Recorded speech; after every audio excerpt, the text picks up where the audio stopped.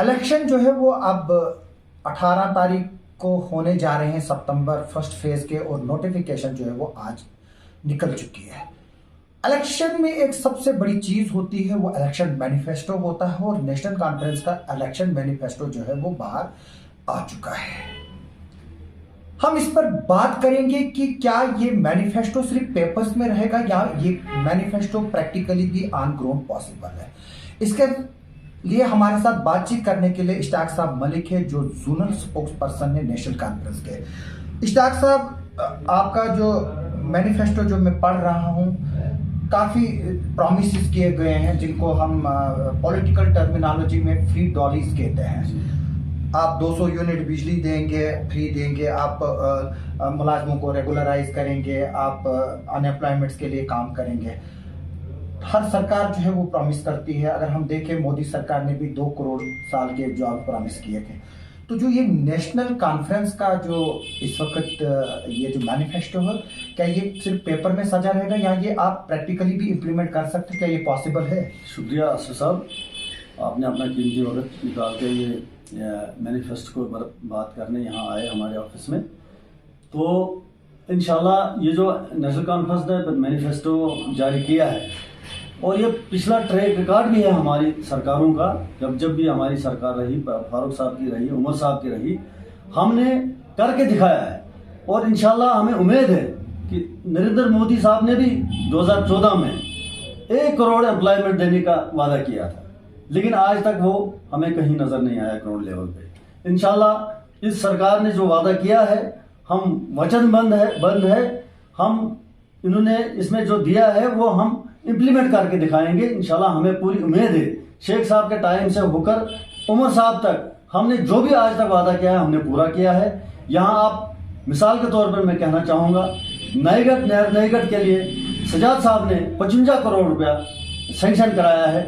हमें समझ नहीं आती है, पिछले 14 साल में आज तक उस पर कोई भी सुनवाई नहीं हुई। हम चाहेंगे कि उसकी इंक्वायरी हो, वो पैसा कहाँ गया, वो कहाँ सर्फ किया गया। क्योंकि देखो, मैं इस बात पर आ जाऊंगा, क्योंकि आपने इसमें यह भी वादा किया है कि पानी जो है वो आप लोगों को मुफ्त देंगे। जब पानी नहीं है तो मुफ्त कहाँ से देंगे? आप देखिए, आज किश्तवाड़ के लोग जो है वो तरस रहे हैं। आपकी भी सरकार रही है, आपने जो जिक्र किया नईगढ़ का, जी बिल्कुल 55 करोड़ रुपए जो है उमर अब्दुल्ला साहब की सरकार में जो है वो लाया था। तो बिल्कुल आज पानी नहीं है यार, तो आप इसको कैसे देख रहे हैं? हम इसको बदकिस्मती कहेंगे कि हमारी सरकार 2014 से नहीं रही। वो पैसा कहाँ गया ये हमें समझ नहीं रही। पानी आ जाता, क्यों नहीं आ जाता? क्योंकि पाइपें भी पड़ी थी, उसमें भी खुरुद बुरुद हुआ। हमें पता है कितनी पाइपें सजाद साहब ने ग्राउंड भर दिया था, लेकिन वो कहाँ गई, वो कहाँ लिफ्ट हुई, आज तक उनका कोई अता पता नहीं है। तो ये मैनिफेस्टो जो है, अनएम्प्लॉयमेंट की बात करें, हमने इस मैनिफेस्टो में पर ईयर 1 लाख एम्प्लॉयमेंट देने का वादा किया है। और पीछे भी जो भी आजकल सफर कर रहे हैं एम्प्लॉयज, आज निकाले जा रहे हैं, जो हमारी सरकारों ने एम्प्लॉयमेंट दी थी उसको आज ये जबरदस्ती टर्मिनेट करते हैं। हम इसका भी वादा करते हैं इस मैनिफेस्टो में, उनको भी हम रिव्यू करेंगे और यानी कि जो डिफरेंट एलिगेशंस को लेकर एम्प्लॉयज को टर्मिनेट किया गया है, पुलिस ने उसमें गवर्नमेंट बता रही कि ये मिलिटेंट्स के साथ लिंक से इनके, इसलिए इंक्वायरी फीजिबल नहीं थी, इसलिए इनको जो है वो टर्मिनेट किया। तो क्या वो आप केस बाय केस रिव्यू करें? बिल्कुल रिव्यू हो सकता है, क्यों नहीं। आज तक कई केसेस रिव्यू हुए और हमारी सरकारों में बहुत सारे केसेस पहले भी रिव्यू हुए। ये अब एक टारगेट बनाया गया लोगों को किसी भी सूरत में तंग करना, किसी भी सूरत में ये तो तंग तलब करने। इसमें पावर प्रोजेक्टों की भी बात हो रही है। मैं वहीं पे आ रहा हूँ। हमने एम्प्लॉयमेंट दी है और आगे भी देंगे। आप प्रोजेक्ट की बात लीजिए, यहाँ दुलस्ती एक प्रोजेक्ट आया था तो हमारे किश्तवाड़ में, मैं भी उसका एक जीते जागते मिसाल हूँ। मैं भी उसमें सर्विस कर चुका हूँ। कम से कम 500-600 आदमी रेगुलर वहां एम्प्लॉयमेंट कर चुके, और आज 8 प्रोजेक्ट हमारे पास हैं। मुझे एक भी आदमी बताएं, ये प्रेजेंट रजीम जो है, जो चिट्ठियां बांटते हैं, और एक भी एम्प्लॉय अगर रेगुलर किया हो तो मैं ये सियासत छोड़ दूंगा। नहीं, देखिए, इसमें पावर प्रोजेक्ट्स की बात भी की है, वापसी की बात की है, जॉब्स की बात की है, और अब मैं ये पढ़ रहा हूँ इसमें इंडस वाटर टीटी का भी जिक्र है, क्योंकि आप खुद प्रोजेक्ट्स में रहे हैं।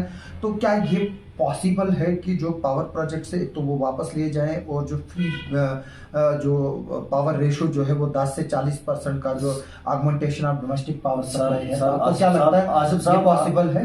आसिफ साहब फारूक साहब की सरकार ने, हमें याद है, मुझे उसको कहा जाता था बूट एग्रीमेंट, जी, build on and distribute return boot का एग्रीमेंट हुआ था, और वो एग्रीमेंट भी फ्लॉप हुआ। ये कुमार मंगलम यहाँ उसके साथ यहाँ एग्रीमेंट हुआ था, वो भी फ्लॉप हुआ। इन 14 सालों में क्यों नहीं हो सकता है? हम उसी को रिव्यू करेंगे, उसी बूट एग्रीमेंट को हम फिर रिव्यू कर सकते हैं।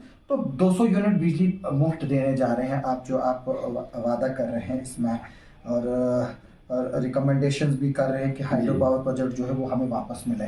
सर मैं आपको उदाहरण दूंगा। डोमेस्टिक तो वापस नहीं ले पाए तो नए कहाँ से ले पाएंगे? जब हमारी सरकार ही नहीं, पिछले 14 साल से हमारी सरकार ही नहीं, तो वापस कहाँ से आएंगे? जब हम आएंगे सरकार में, हम वादा करते हैं लोगों से, ये होना है, ये हम वापस लाएंगे, बूट एग्रीमेंट के तहत हम इसको वापस लाएंगे। और दूसरी बात, यहाँ ये जो एनएचपीसी जो रन कर रही है डुलस्ती, यहाँ पर सेस भी हमारी सरकार में वो जारी हुआ। उस सेस का पैसा जो है वो कहाँ जा रहा है उसका भी कोई आता पता नहीं, वो किस हेड में वो इस्तेमाल किया जा रहा है। ये देखिए, इसमें एक और चीज़ जो है वो लिखी हुई है कि 5000 जो है वो फ्री मेल्स को जो है वो दी जाएगी जो इकोनॉमिकली वीकर सेक्शन से बिलोंग करते हैं। अनएम्प्लॉयमेंट की बात की है, implementation of scheme, 6 cylinder gas free देंगे। जो ओल्ड एज पेंशन है इसको 3000 करेंगे। एनहांसमेंट ऑफ मैरिज असिस्टेंस जो है वो 50,000 से 75,000 की जाएगी।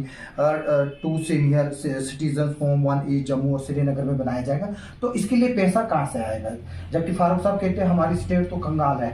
तो ये प्रैक्टिकली कैसे पॉसिबल होंगे कि आप 5,000 औरतों को देंगे, फिर 3,000 जो है वो पेंशन ओल्ड एज को देंगे? सर ये बजट प्रोविजन में आ जाती हैं ये चीजें। जब बजट 6 सिलेंडर फ्री दे रहे हैं, बिल्कुल दे सकते हैं, देख सकते हैं, क्यों नहीं दे सकते हैं। बजट प्रोविजन जब आएगा उसी हिसाब से बजट बनाएंगे, स्टेट गवर्नमेंट उसी हिसाब से अपना बजट मुख्तस करेगी, उसी हिसाब से ये अपना सिस्टम चलाएंगे।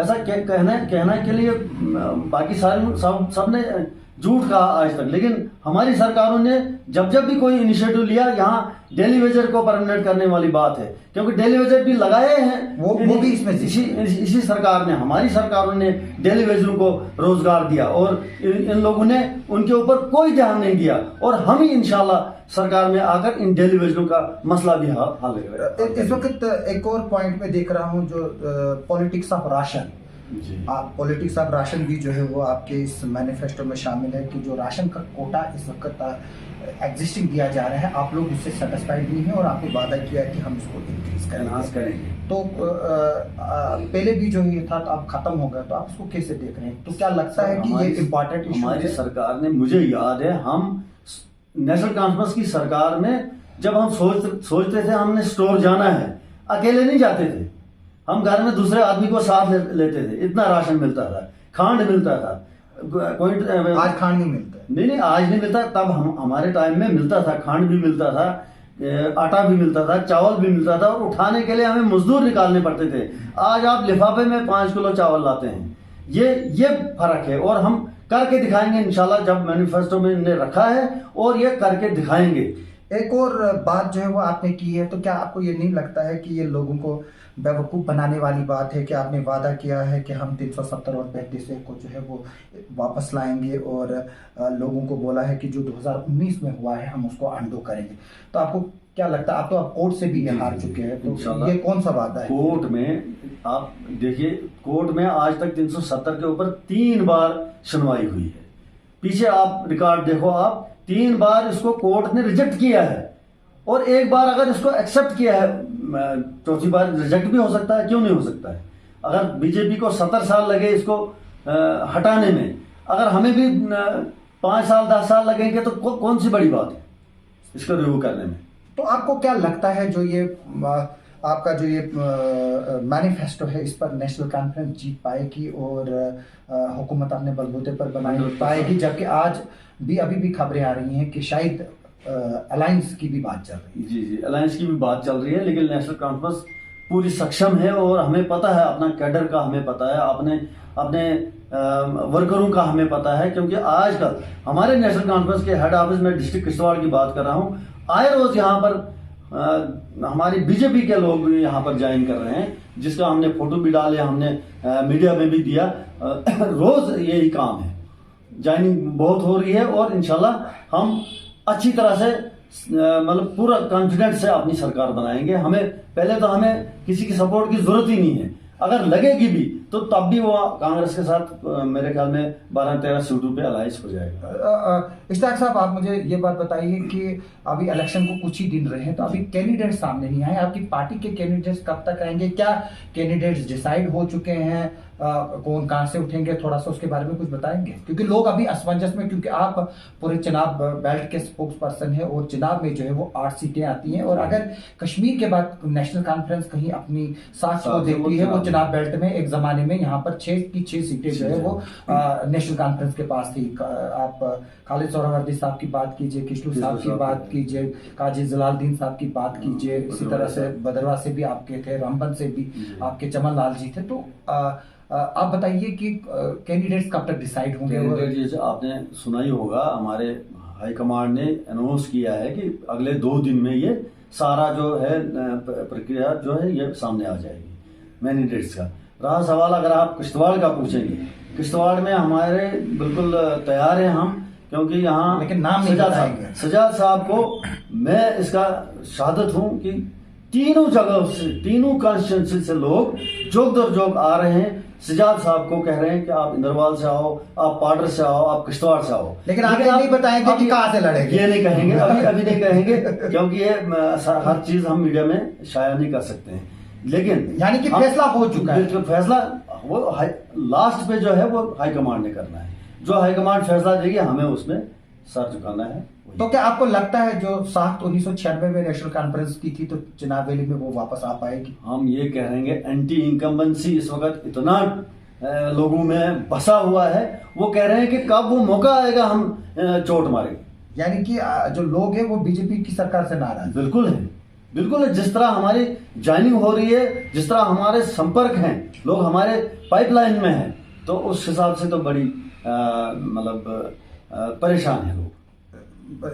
जी इश्ताक साहब, हमसे बात करने के लिए बहुत बहुत शुक्रिया। इश्ताक साहब का साफ कहना है कि जो ये मैनिफेस्टो है नेशनल कॉन्फ्रेंस ने बनाया है, वो सिर्फ इसीलिए बनाया है कि उसको ऑन ग्राउंड इम्प्लीमेंट भी किया जाए। और इनका ये कहना है कि ये जो इन्होंने जो इसमें जो ये शराइतें रखी हैं और जो वादे किए हैं, इसको लेकर जो है वो लोग सीरियस है, और नेशनल कॉन्फ्रेंस जो है वो अपने बलबूते पर जम्मू कश्मीर में सरकार बनाएगी। अब वो 4 अक्टूबर को ही पता चलेगा कि जो इश्ताक साहब क्लेम कर रहे हैं वो कितने जो है वो सच्चे साबित होते हैं। आप सबका सुनने के लिए और देखने के लिए बहुत बहुत शुक्रिया।